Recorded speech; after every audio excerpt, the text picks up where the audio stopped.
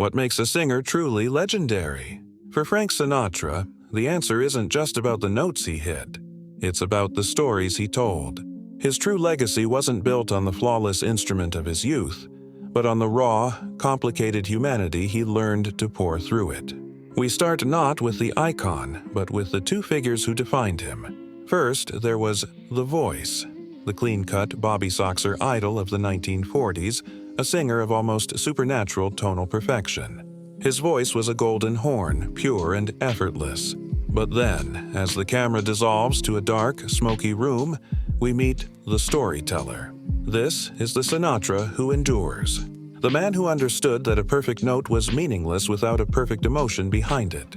The real art wasn't in the sound. It was in the soul-bearing confession he was about to deliver, transforming popular song into a vessel for profound, adult feeling. The great pivot arrived in the 1950s, a moment of reinvention that would change music forever. After a bruising career slump, Sinatra signed with Capitol Records, and with arranger Nelson Riddle, he didn't just record songs, he built worlds.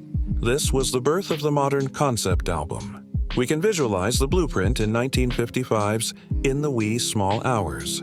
It wasn't a collection of singles, it was a cohesive 3 a.m. song cycle of profound loneliness and heartache.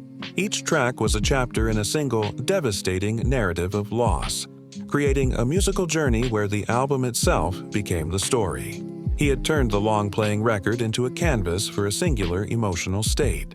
To achieve this, Sinatra perfected a technique that was more theatrical than musical. He approached each lyric not as a singer, but as an actor delivering a monologue. We can deconstruct his method by listening closely to his phrasing. Notice his signature move, singing just a fraction behind the beat. This small delay makes the words feel like a spontaneous, weary thought, not a rehearsed line. It gives the lyrics a conversational, lived-in quality, as if he's discovering the feeling in real time, right in front of us. He wasn't just performing the words, he was inhabiting them, turning the song into a direct, personal confession from the character he was playing.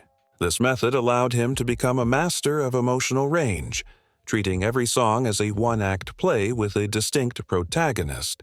In one moment, he's the heartbroken man at the end of the bar, nursing his regrets in "One for my baby" and "One more for the road." He slumps over the piano, his voice thick with gin and sorrow. But then, with a flick of his hat, he transforms into the swaggering, unconquerable optimist of "The best is yet to come," his voice brimming with the promise of a brighter dawn. Each performance was a full immersion, a role he inhabited so completely that he invited the listener into that specific emotional universe, making them a silent confidant in his story. In the end, he became the chairman of the board, not of a company, but of human experience.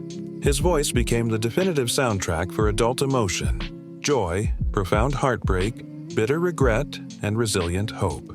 He was more than a singer, he was the eternal bartender of the soul, the wise friend who always had a story that matched whatever you were going through because he had lived it all himself.